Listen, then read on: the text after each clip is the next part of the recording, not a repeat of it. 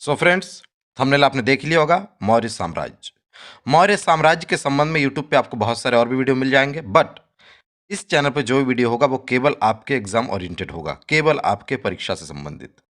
तो आज मैं मौर्य साम्राज्य के एक एक प्रीवियस ईयर क्वेश्चन को क्रिस्टल क्लियर करूंगा व्याख्या करते हुए।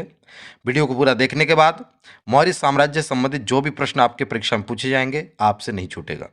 तो पूरे वीडियो को ध्यान से देखना है, और अगर अच्छा लगा तो लाइक शेयर सब्सक्राइब कीजिएगा, वो आपकी मर्जी है, बट वीडियो को देखिए और सीखिए। चलिए स्टार्ट करते हैं। हमारा पहला प्रश्न है, प्रथम भारतीय साम्राज्य स्थापित किया गया था। ऑप्शन ए कनिष्क द्वारा, ऑप्शन बी हर्ष द्वारा, ऑप्शन सी चंद्रगुप्त मौर्य द्वारा, और ऑप्शन डी समुद्रगुप्त द्वारा। यूपी लोअर सब ऑर्डिनेट प्री 2002 का प्रश्न है दोस्तों। तो आइए दोस्तों, मैं इसकी थोड़ी व्याख्या करता हूँ, आप यहाँ पे थोड़ा समझिए, फिर इस क्वेश्चन का आंसर हम लगाएंगे। तो दोस्तों, चंद्रगुप्त मौर्य की गणना भारत के महान शासकों में होती है। वह भारत का प्रथम ऐतिहासिक सम्राट था। वह ऐसा पहला सम्राट था जिसने बृहत्तर भारत पर अपना शासन स्थापित किया और जिसका विस्तार ब्रिटिश साम्राज्य से बड़ा था। उसके साम्राज्य की सीमा ईरान से मिलती थी। उसने ही भारत को सर्वप्रथम राजनीतिक रूप से एकबद्ध किया था। तो दोस्तों, इस हिसाब से हमारा ऑप्शन नंबर सी होता है करेक्ट। चंद्रगुप्त मौर्य प्रथम भारतीय साम्राज्य स्थापित किया था भारत में। ठीक है, next question Uttarakhand lower subordinate pre का है दोस्तों। निम्नलिखित में से कौन सा सबसे पुराना राजवंश है? गुप्त वंश, मौर्य वंश, बर्धन वंश या कुषाण वंश? तो दोस्तों, इस पर मैंने ट्रिक बनाया हुआ पिछले वीडियो में, अगर आपने देखा होगा। ठीक है, उस ट्रिक के माध्यम से आप इस प्रश्न को चुटकियों में कर सकते हैं। तो यहाँ पे ऑप्शन नंबर बी मौर्य वंश यहाँ पे सबसे पुराना वंश है, जिसका टाइम पीरियड दोस्तों क्या है? 321 ईसा पूर्व से 184 ईस्वी तक। ठीक है, नेक्स्ट क्वेश्चन, जिसके ग्रंथ में चंद्रगुप्त मौर्य का विशिष्ट रूप से वर्णन हुआ है वह है। Option A Bhasa, option B Shudraka, option C Vishakhadatta, option D अश्वघोष। बीपीएससी प्री 2003 का प्रश्न है दोस्तों। तो दोस्तों, विशाखदत्त कृत मुद्रा राक्षस में चंद्रगुप्त मौर्य के विषय में विस्तृत सूचना प्राप्त होती है। इस ग्रंथ में चंद्रगुप्त को नंदराज का पुत्र माना गया है, और मुद्रा राक्षस में चंद्रगुप्त को वृषल तथा कुलहीन भी कहा गया है। तो उस हिसाब से हमारा answer option number C Vishakhadatta.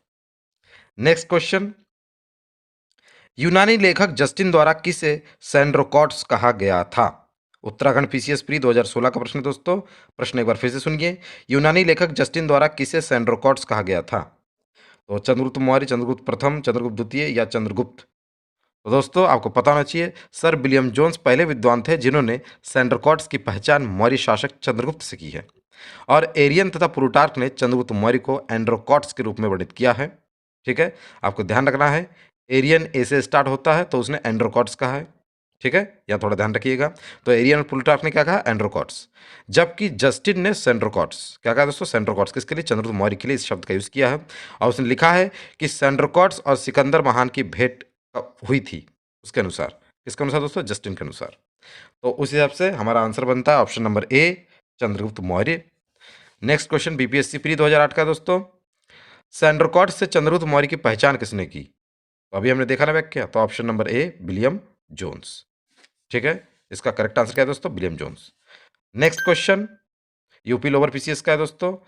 निम्नलिखित में से किसने सैंड्रोकॉट्स और सिकंदर महान की भेंट का उल्लेख किया है? तो ऑप्शन आप लगा सकते हैं यहाँ पे आराम से। Option number B Justin. ठीक है, नेक्स्ट क्वेश्चन, कौटिल्य प्रधानमंत्री थे। यूपी पीसीएस ने भी पूछा है, यूपी लोअर सबऑर्डिनेट ने भी पूछा है। कौटिल्य प्रधानमंत्री थे किसके? चंद्रगुप्त विक्रमादित्य के, अशोक के, चंद्रगुप्त मौर्य के या राजा जनक के? तो दोस्तों, यहाँ पे मुझे पता है आपने आंसर लगा लिया होगा। कौटिल्य चंद्रगुप्त मौर्य के प्रधानमंत्री थे, तो ऑप्शन नंबर सी यहाँ पे करेक्ट होता है। ठीक है ना दोस्तों, कौटिल्य ने ही राजनीति शास्त्र पर अर्थशास्त्र नामक प्रसिद्ध ग्रंथ की रचना की थी, ये तो आपको पता ही होगा, और ये भारत में राजशासन के ऊपर उपलब्ध प्राचीनतम रचना है। ठीक है, आइए नेक्स्ट क्वेश्चन देखते हैं, यूपीपीसीएस प्री 2006 का है। चाणक्य अपने बचपन में किस नाम से जाने जाते थे? तो आपको पता होगा यहाँ पे option number C Vishnugupta correct है हमारा। नेक्स्ट क्वेश्चन, कौटिल्य का अर्थशास्त्र है एक। यूपीपीसीएस मेंस 2012 का प्रश्न है दोस्तों। कौटिल्य का अर्थशास्त्र क्या है? तो चंद्रगुप्त मौर्य के संबंध में एक नाटक है, या एक आत्मकथा, या चंद्रगुप्त मौर्य का इतिहास, या शासन के सिद्धांतों की पुस्तक? तो दोस्तों, कौटिल्य द्वारा मौर्य काल में रचित अर्थशास्त्र शासन के सिद्धांतों की पुस्तक है, और इसमें राज्य के सप्तांग सिद्धांत, राजा, अमात्य, जनपद, दुर्ग, कोष, दंड, मित्र की व्याख्या मिलती है। ये जो सप्तांग है 7 अंग है, आपको ध्यान रखना है। राजा, अमात्य, जनपद, दुर्ग, कोष, दंड एवं मित्र, इनका क्रम भी याद रखिए, प्रश्न पूछा गया है। ठीक है। और दोस्तों अर्थशास्त्र ना हमें उस समय के मौर्य काल के प्रशासन एवं कृषि व्यवस्था की विस्तृत जानकारी प्राप्त होती है। ठीक है। नेक्स्ट क्वेश्चन, निम्नलिखित में से राज्य के सप्तांग सिद्धांत के अनुसार राज्य का 7वां अंग कौन सा था? तो अभी अभी हमने इसकी व्याख्या देखी ऊपर। तो दोस्तों कौन सा इसमें आंसर होगा? आंसर नंबर सी, मित्र। सप्तांग सिद्धांत में मित्र जो है वो 7वें नंबर पर है। ठीक है। नेक्स्ट क्वेश्चन, कौटिल्य के अर्थशास्त्र में किस पहलू पर प्रकाश डाला गया है? आर्थिक जीवन, राजनीतिक नीतियां, धार्मिक जीवन या सामाजिक जीवन? तो दोस्तों आपको पता होना चाहिए कि कौटिल्य के अर्थशास्त्र द्वारा चंद्रगुप्त मौर्य के शासनकाल की बहुत सी बातों का ज्ञान प्राप्त होता है, और यह वस्तुतः ऐतिहासिक ग्रंथ नहीं है, अपितु राजनीति शास्त्र का एक अद्वितीय ग्रंथ है। इसमें मुख्यतः राजनीतिक नीतियों पर प्रकाश डाला गया है। उस हिसाब से हमारा करेक्ट आंसर है ऑप्शन नंबर बी, राजनीतिक नीतियां। नेक्स्ट क्वेश्चन, निम्नलिखित में से किसकी तुलना मैकावेली के प्रिंस से की जाती है? प्रिंस एक ग्रंथ है मैकावेली द्वारा रचित, तो उससे किसकी तुलना की जाती है? कालिदास का मालविकाग्निमित्रम, कौटिल्य का अर्थशास्त्र, वात्स्यायन का कामसूत्र या तिरुवल्लुवर का तिरुक्कुरल? तो दोस्तों आपको पता होना चाहिए, अर्थशास्त्र राजनीति शास्त्र का एक अद्वितीय ग्रंथ है, इसकी तुलना मैकावेली के प्रिंस से की जाती है, तो हमारा ऑप्शन नंबर बी, कौटिल्य का अर्थशास्त्र होता है करेक्ट। नेक्स्ट क्वेश्चन, किसके शासनकाल में डाइमेकस भारत आया था? यूपी लोअर सबऑर्डिनेट प्री 2015 का प्रश्न है दोस्तों, किसके शासनकाल में डाइमेकस भारत आया था? तो आपको पता होना चाहिए दोस्तों, यहाँ पे option number B, Bindusara. Bindusara के शासनकाल में डाइमेकस भारत आया था। ठीक है। नेक्स्ट क्वेश्चन, पाटलिपुत्र में स्थित चंद्रगुप्त का महल मुख्यतः किससे बना था? ऑप्शन ए ईंटों का, ऑप्शन बी पत्थर का, ऑप्शन सी लकड़ी का, ऑप्शन डी मिट्टी का। तो दोस्तों बिहार में पटना अर्थात पाटलिपुत्र के समीप बुलंदीबाग एवं कुम्भरहार जगह का नाम आपको याद रखना है। बुलंदीबाग और कुम्भरहार में की गई खुदाई से मौर्य काल के लकड़ी के विशाल भवनों के अवशेष प्रकाश में आए हैं। इन्हें प्रकाश में लाने का श्रेय स्पूनर महोदय को है। किसे? स्पूनर, ध्यान रखना है। ठीक है। और बुलंदीबाग से नगर के परकोटे के अवशेष तथा कुम्भरहार से राजप्रसाद के अवशेष प्राप्त हुए हैं। तो उस हिसाब से हमारा आंसर बनता है ऑप्शन नंबर सी, लकड़ी का। ठीक है। पाटलिपुत्र में स्थित चंद्रगुप्त महल किससे बना था? लकड़ी से। नेक्स्ट क्वेश्चन, निम्नलिखित में से किस मौर्य राजा ने दक्कन की विजय प्राप्त की थी? फिर से सुनिए, निम्नलिखित में से किस मौर्य राजा ने दक्कन की विजय प्राप्त की थी? अशोक, चंद्रगुप्त, बिंदुसार या कुणाल? बीपीएससी का क्वेश्चन है दोस्तों। तो मौर्य साम्राज्य के संस्थापक चंद्रगुप्त मौर्य ने दक्षिण भारत की विजय प्राप्त की थी, तो हमारा आंसर होता है option number B, Chandragupta Maurya. ठीक है। नेक्स्ट क्वेश्चन, अभिलेख जिससे यह प्रमाणित होता है कि चंद्रगुप्त का प्रभाव पश्चिम भारत पर था, वो कौन सा अभिलेख है इसमें से? कलिंग अभिलेख, अशोक का गिरनार अभिलेख, रुद्रदामन का जूनागढ़ अभिलेख या अशोक का सोपरा शिलालेख? तो दोस्तों आपको पता होना चाहिए, 150 ईस्वी के रुद्रदामन के जूनागढ़ शिलालेख में आनर्त और सौराष्ट्र अर्थात गुजरात में चंद्रगुप्त मौर्य के प्रांतीय राज्यपाल पुष्यगुप्त द्वारा सिंचाई के बांध के निर्माण का उल्लेख मिलता है, जिससे यह सिद्ध होता है कि पश्चिम भारत का यह भाग मौर्य साम्राज्य में शामिल था। यहाँ एक पॉइंट आपको और याद रखना है कि चंद्रगुप्त मौर्य का प्रांतीय राज्यपाल वहां में कौन था? पुष्यगुप्त। ठीक है। तो हमारा आंसर होता है ऑप्शन नंबर सी, रुद्रदामन का जूनागढ़ शिलालेख। नेक्स्ट क्वेश्चन, किसने सहिष्णुता, उदारता और करुणा के त्रिविध आधार पर राजधर्म की स्थापना की थी? यूपी पीसीएस प्री 1993 का क्वेश्चन है दोस्तों। अशोक, अकबर, रणजीत सिंह या शिवाजी? आपको पता होना चाहिए, अशोक ने अपनी प्रजा के विशाल समूह को ध्यान में रखकर ही एक ऐसे व्यावहारिक धम्म का प्रतिपादन किया जिसका पालन आसानी से सब कर सके। अशोक का धम्म सदाचार का धर्म था। ये एक ऐसे नैतिक नियम थे जिनका संप्रदाय विशेष से कोई संबंध नहीं था और जो मानवता के कल्याण के लिए घोषित किए गए थे। सहिष्णुता, उदारता एवं करुणा अशोक के त्रिविध आयाम थे, तो हमारा आंसर होता है यहाँ पे अशोक। नेक्स्ट क्वेश्चन, निम्नलिखित में से कौन सा क्षेत्र अशोक के साम्राज्य में सम्मिलित नहीं था? अफगानिस्तान, बिहार, श्रीलंका या कलिंग? तो दोस्तों श्रीलंका अशोक के साम्राज्य में स्थित नहीं था। अशोक के द्वितीय शिलालेख से स्पष्ट होता है कि भारत में अशोक का अधिकार चोल, पांड्य, सत्यपुत, केरलपुत एवं ताम्रपर्णी अर्थात श्रीलंका को छोड़कर सर्वत्र था। अशोक के अभिलेख में श्रीलंका का उल्लेख किस नाम से हुआ दोस्तों? ताम्रपर्णी, ध्यान रखना है। क्योंकि इन राज्यों को प्रत्यंत या सीमावर्ती राज्य कहा गया है। तो आपको ध्यान रखना है कौन सा अभिलेख, अशोक के द्वितीय अभिलेख। ठीक है, द्वितीय शिलालेख से हमें पता चलता है। तो यहाँ पे option number C, Sri Lanka Ashoka के साम्राज्य में सम्मिलित नहीं था। नेक्स्ट क्वेश्चन यूपीपीसीएस मेंस 2016 का है दोस्तों। अशोक के निम्नलिखित अभिलेखों में से किसमें दक्षिण भारतीय राज्यों का उल्लेख हुआ है? तो अभी हमने देखा है ना, तृतीय मुख्य शिलालेख या द्वितीय मुख्य शिलालेख या नवा मुख्य शिलालेख या प्रथम स्तंभ अभिलेख। तो दोस्तों ऑप्शन नंबर बी, द्वितीय मुख्य शिलालेख। ठीक है, आपको पता होगा दोस्तों कि अशोक के अभिलेखों को 3 वर्गों में विभाजित किया गया है। 3 वर्गों में, एक शिलालेख, दूसरा स्तंभलेख और तीसरा गुहालेख। ठीक है, ध्यान रखना है। नेक्स्ट क्वेश्चन, भारत का प्रथम अस्पताल एवं औषधि बाग निर्माण करवाया गया था? यूपी लोअर सबऑर्डिनेट मेंस 2015 का है दोस्तों। तो आपको पता होना चाहिए, सम्राट अशोक युद्ध के लिए इतना प्रसिद्ध नहीं हुए जितना एक धम्म विजेता एवं लोकोपकारी कार्यों से प्रसिद्ध हुए। उन्होंने ही भारत में प्रथम अस्पताल एवं औषधि बाग निर्माण करवाया था। ठीक है, तो ऑप्शन नंबर ए, अशोक ने। नेक्स्ट क्वेश्चन, अशोक ने बौद्ध होते हुए भी हिंदू धर्म में आस्था नहीं छोड़ी, इसका प्रमाण है? आरएएस का प्रश्न है दोस्तों। तो इसका प्रमाण क्या है? तीर्थ यात्रा किया उसने खूब, या उसने मोक्ष में विश्वास व्यक्त किया अपनी, या देवनाम प्रिय की उपाधि उसने ली, या पशु चिकित्सालय खोले। तो यहाँ पे आपको पता होना चाहिए, अशोक 272 ईसा पूर्व के लगभग मगध के राज सिंहासन पर बैठा था तथा 269 ईसा पूर्व के लगभग उसका राज्याभिषेक हुआ। उसके अभिलेखों में सर्वत्र उसे देवनाम प्रिय, देवनाम प्रियदर्शी कहा गया है, जिसका अर्थ है देवताओं का प्रिय या देखने में सुंदर। इससे उसकी हिंदू धर्म में आस्था के संकेत मिलते हैं। तो हमारा ऑप्शन नंबर सी होता है करेक्ट। देवनाम प्रिय की उपाधि सिद्ध करता है कि हिंदू धर्म में अशोक की आस्था थी। ठीक है, नेक्स्ट क्वेश्चन, अशोक के शासनकाल में बौद्ध सभा किस नगर में आयोजित की गई थी? तो दोस्तों जैसे कि आपको पता होगा, सिंहली साहित्य है दीपवंश एवं महावंश, इसके अनुसार अशोक के राज्यकाल में पाटलिपुत्र में बौद्ध धर्म की तृतीय संगीति हुई थी और इसकी अध्यक्षता मोगलीपुत्र तिस्स नामक प्रसिद्ध बौद्ध भिक्षु ने की थी। तो यहाँ पे ऑप्शन नंबर बी, पाटलिपुत्र में अशोक के समय में तृतीय बौद्ध संगीति आयोजित की गई थी। सो हमारा नेक्स्ट क्वेश्चन है, रज्जुक थे, रज्जुक कौन थे? चोल राज्य में व्यापारी, मौर्य शासन में अधिकारी, गुप्त साम्राज्य में सामंत वर्ग या शक सेना में अधिकारी। यूपीपीसीएस प्री 1996 का क्वेश्चन है दोस्तों। आपको पता होना चाहिए कि अशोक के अभिलेखों में रज्जुक नामक अधिकारी का उल्लेख मिलता है। ठीक है, अपने चौथे स्तंभ लेख में अशोक रज्जुकों में पूर्ण विश्वास प्रकट करते हुए कहता है, जिस प्रकार माता पिता योग्य धात्री के हाथों में बच्चे को सौंपकर आश्वस्त हो जाते हैं, उसी प्रकार मैंने ग्रामीण जनता के सुख के लिए रज्जुकों की नियुक्ति की है। तो दोस्तों इस प्रकार से हमारा आंसर होता है ऑप्शन नंबर बी, रज्जुक मौर्य शासन में अधिकारी थे। नेक्स्ट क्वेश्चन यूपीपीसीएस मेंस 2008 का है दोस्तों। सार्थवाह किसे कहते हैं? सार्थवाह। ऑप्शन ए दलालों को, ऑप्शन बी व्यापारियों के काफिले को, ऑप्शन सी महाजनों को, ऑप्शन डी तीर्थयात्रियों को। तो आपको पता होना चाहिए, मौर्य काल में व्यापारिक काफिले को सार्थवाह की संज्ञा दी गई थी।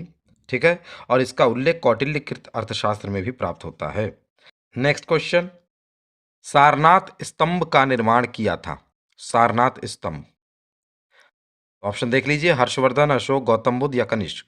तो दोस्तों सारनाथ स्तंभ का निर्माण अशोक ने कराया था। इस स्तंभ के शीर्ष पर सिंह की आकृति बनी है जो शक्ति का प्रतीक है।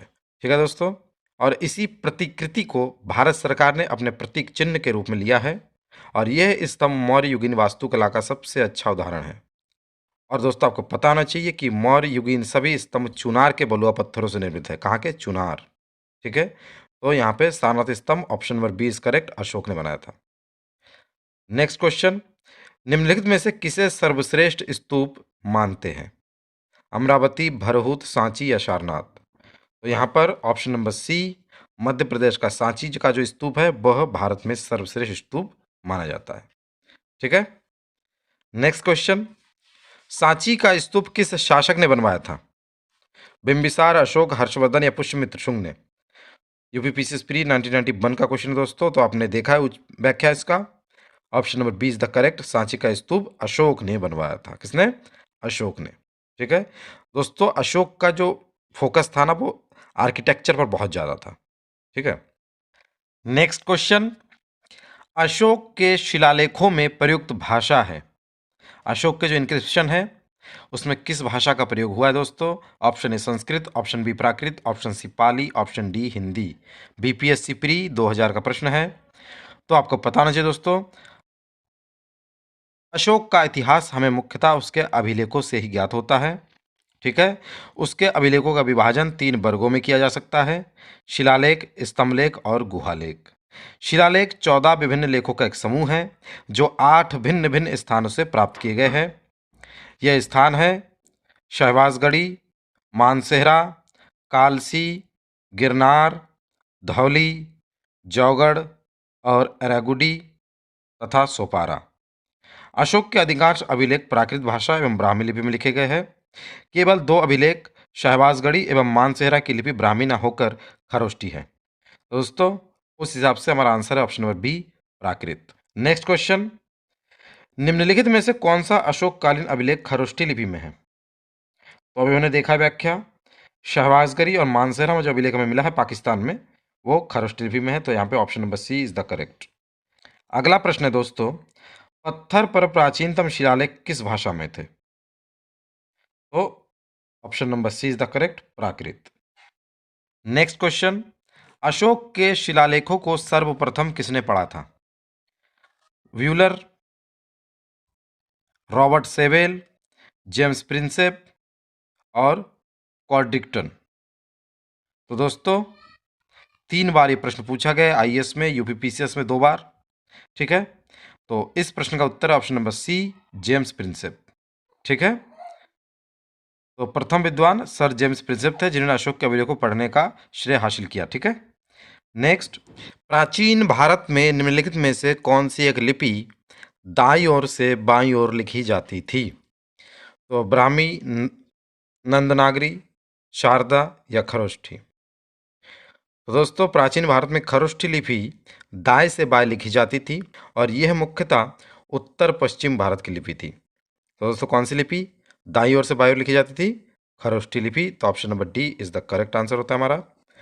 नेक्स्ट क्वेश्चन, अशोक का अपने शिलालेखों में सामान्यतः जिस नाम से उल्लेख हुआ है वह है चक्रवर्ती, धर्मदेव, धर्मकीर्ति या प्रियदर्शी। तो दोस्तों, अशोक के अभिलेखों में सर्वत्र उसे देवनाम प्रिय या देवनाम प्रियदर्शी अर्थात देवताओं का प्रिय अथवा देखने में सुंदर तथा राजा आदि की उपाधियों से संबोधित किया गया है। पुराणों में उसे अशोक वर्धन कहा गया है। ध्यान रखना है, पुराणों में क्या कहा गया? अशोक वर्धन। तो दोस्तों, यहाँ पे ऑप्शन नंबर डी, प्रियदर्शी होता है हमारा correct answer. Next important question is, निम्नलिखित में से किस एक अभिलेख में अशोक के व्यक्तिगत नाम का उल्लेख मिलता है? दोस्तों, जैसे कि आपको पता है, अशोक ने ज़्यादातर अपने अभिलेखों में अपना नाम प्रियदर्शी या प्रियदर्शी लिखवाया है, लेकिन कुछ अभिलेख ऐसे भी हैं जहां अशोक के नाम का उल्लेख हुआ है। तो दोस्तों, ऑप्शन है कालसी, रुम्मेंदेई या विशिष्ट कलिंग राजादेश या मॉस्की। तो आपको पता होना चाहिए दोस्तों, अशोक का इतिहास हमें उसके अभिलेखों से ज्ञात होता है और उसके अभी तक 40 से अधिक अभिलेख हमें प्राप्त हो चुके हैं, लेकिन मास्की, गुर्जरा, नेत्तूर और उदयगोलम के लेखों में अशोक का व्यक्तिगत नाम भी मिलता है। तो दोस्तों, यहाँ पे होता है हमारा ऑप्शन नंबर डी करेक्ट, मास्की। ठीक है, नेक्स्ट क्वेश्चन, अशोक का रुम्मेंदेई स्तंभ संबंधित है। रुम्मेंदेई, लुम्बिनी का ही नाम रुम्मेंदेई है, आपको ध्यान रखना है। तो ऑप्शन नंबर ए, बुद्ध के जन्म से, बुद्ध के ज्ञान प्राप्ति से, बुद्ध के प्रथम उपदेश से या बुद्ध के शरीर त्याग से।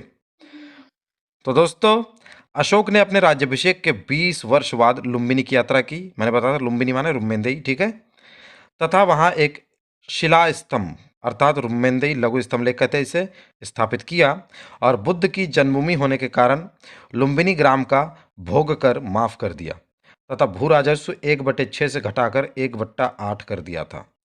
तो दोस्तों, इस हिसाब से हमारा आंसर होता है ऑप्शन नंबर ए, बुद्ध के जन्म से संबंधित है रुम्मेंदेई। ठीक है, नेक्स्ट, केवल वह स्तंभ जिसमें अशोक ने स्वयं को मगध का सम्राट बताया है।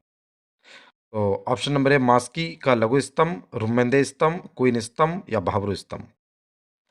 तो दोस्तों, आपको पता होना चाहिए भाब्रू अर्थात बैराट स्तंभ भी कहते हैं इसे। ठीक है, इसके लेख में अशोक ने स्वयं को मगध का सम्राट बताया है। यही अभिलेख अशोक को बौद्ध धर्मावलंबी प्रमाणित करता है। तो हमारा ऑप्शन नंबर डी होता है करेक्ट। अशोक ने स्वयं को मगध का सम्राट भाब्रू स्तंभ लेख में बताया है। ठीक है। नेक्स्ट क्वेश्चन, उत्तराखंड में सम्राट अशोक के शिलालेखों की एक प्रति कहाँ मिली है? नैनीताल, पौड़ी, टिहरी या कालसी? तो आपको पता होना चाहिए, कालसी उत्तराखंड के देहरादून जिले में स्थित है, यहाँ अशोक का शिलालेख मिला है। ठीक है, तो हमारा आंसर होता है option number D Kalsi. Next question, Kalinga युद्ध की विजय तथा क्षतियों का वर्णन अशोक के किस शिलालेख में है? शिलालेख 1, शिलालेख 2, शिलालेख 12 या शिलालेख 13? तो दोस्तों, अशोक के राज्यकाल की पहली बड़ी घटना कलिंग युद्ध और इसमें अशोक की विजय थी। अशोक के 13वें शिलालेख से इस युद्ध के संदर्भ में स्पष्ट साक्ष्य मिलते हैं। यह घटना अशोक के शासनकाल के 8वें वर्ष बाद अर्थात 261 ईसा पूर्व में घटित हुई। इस शिलालेख में उसने कलिंग युद्ध से हुई पीड़ा पर अपना दुख और पश्चाताप व्यक्त किया है। तो हमारा आंसर नंबर होता है ऑप्शन नंबर डी, हमारा होता है करेक्ट आंसर। ठीक है, शिलालेख नंबर 13। नेक्स्ट क्वेश्चन, अशोक के जो प्रमुख शिलालेख संगम राज्य के विषय में हमें बता, संगम माने दक्षिण भारत के राज्य, ठीक है, इनके बारे में बताते हैं। कौन सा है वो?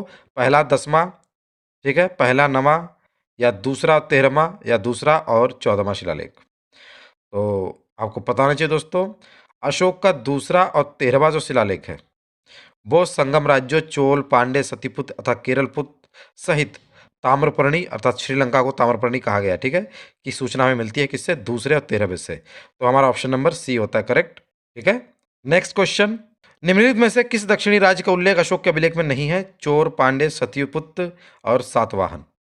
तो हमने देखा अभी ऑप्शन नंबर डी सातवाहन का उल्लेख नहीं मिलता है। ठीक है, नेक्स्ट क्वेश्चन, प्रसिद्ध यूनानी राजदूत मेगास्थनीज भारत में किसके दरबार में आए थे? मेगास्थनीज किसके दरबार में आए थे दोस्तों? अशोक, हर्षवर्धन, चंद्रगुप्त मौर्य या हेमू?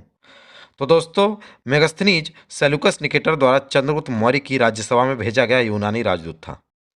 ठीक है, और भारत में उसने जो कुछ भी देखा सुना उसे उसने इंडिका नामक अपने ग्रंथ में लिपिबद्ध किया। ठीक है, तो यहाँ पे हमारा ऑप्शन नंबर सी होता है करेक्ट। मेगास्थनीज चंद्रगुप्त मौर्य के राज दरबार में आया था। नेक्स्ट क्वेश्चन, मेगास्थनीज ने भारतीय समाज को कितनी श्रेणियों में विभाजित किया?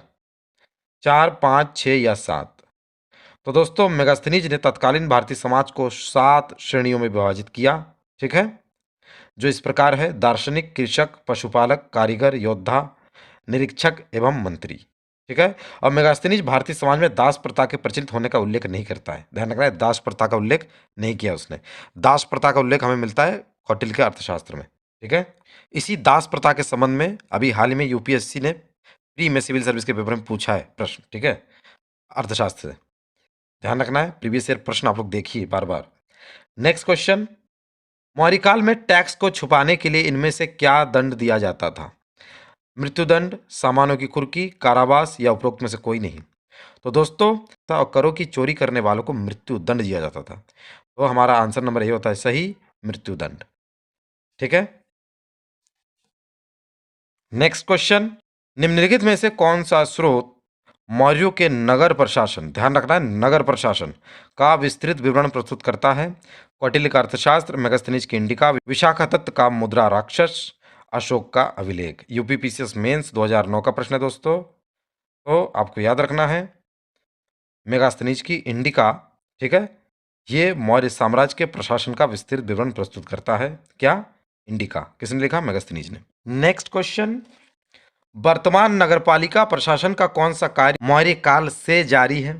ऑप्शन ए नापतौल के बाटों का निरीक्षण, ऑप्शन बी वस्तुओं की कीमतें निर्धारित करना, ऑप्शन सी जन्म एवं मृत्यु का पंजीकरण और ऑप्शन डी शिल्पकारों का संरक्षण। तो आपको पता होना चाहिए दोस्तों, जन्म मृत्यु पंजीकरण का हिसाब किताब मौर्य काल से होता आ रहा है।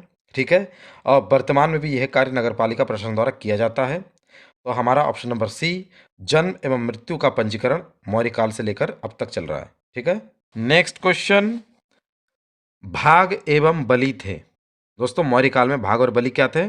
सैनिक विभाग, राजस्व के स्रोत, धार्मिक अनुष्ठान या प्रशासकीय विभाग? तो आपको पता होना चाहिए, भाग एवं बलि प्राचीन भारत में राजस्व के स्रोत थे। ठीक है, और अर्थशास्त्र से ज्ञात होता है कि राजा भूमि का मालिक होता था और वह भूमि से उत्पन्न उत्पादन के एक भाग का अधिकारी था। इस कर को भाग कहते थे और इसी प्रकार बलि भी राजस्व का स्रोत था।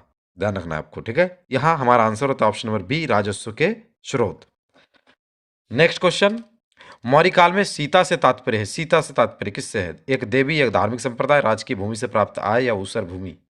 तो दोस्तों, मौर्य काल में राजकीय भूमि की व्याख्या सीता अध्यक्ष द्वारा होती थी और इससे प्राप्त होने वाली आय को सीता कहा जाता था। तो उस हिसाब से हमारा आंसर होता है ऑप्शन नंबर सी, राजकीय भूमि से प्राप्त आय। नेक्स्ट क्वेश्चन, निम्नलिखित में से कौन मौर्ययुगीन अधिकारी तौल मान का प्रभारी था? यूपीपीसीएस मेंस 2012 का प्रश्न है। तौल मान मतलब माप तौल का अधिकारी था।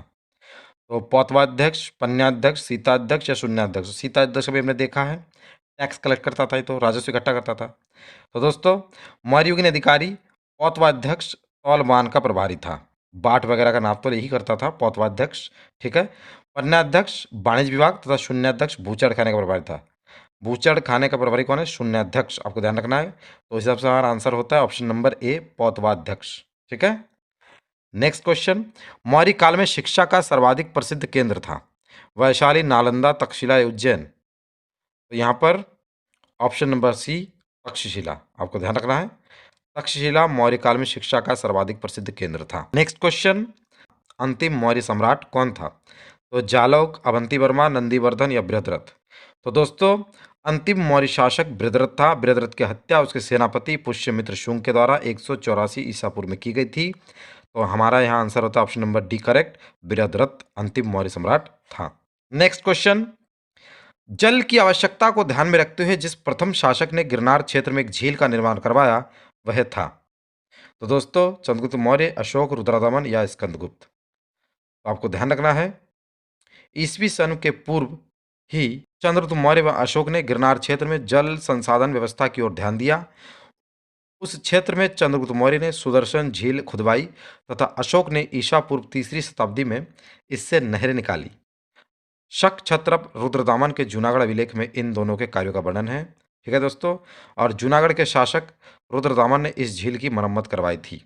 तो दोस्तों, उस हिसाब से हमारा आंसर होता है ऑप्शन नंबर ए, चंद्रगुप्त मौर्य, ठीक है। तो दोस्तों, यहीं पे वीडियो मैं ख़त्म करता हूँ, ठीक है। ये पूरी क्लास आपके लिए बहुत ही यूज़फुल होने वाला है। जितने भी दोस्तों ने ध्यान से पूरी क्लास देखी होगी उनको पता चल गया होगा इस वीडियो का महत्व क्या है।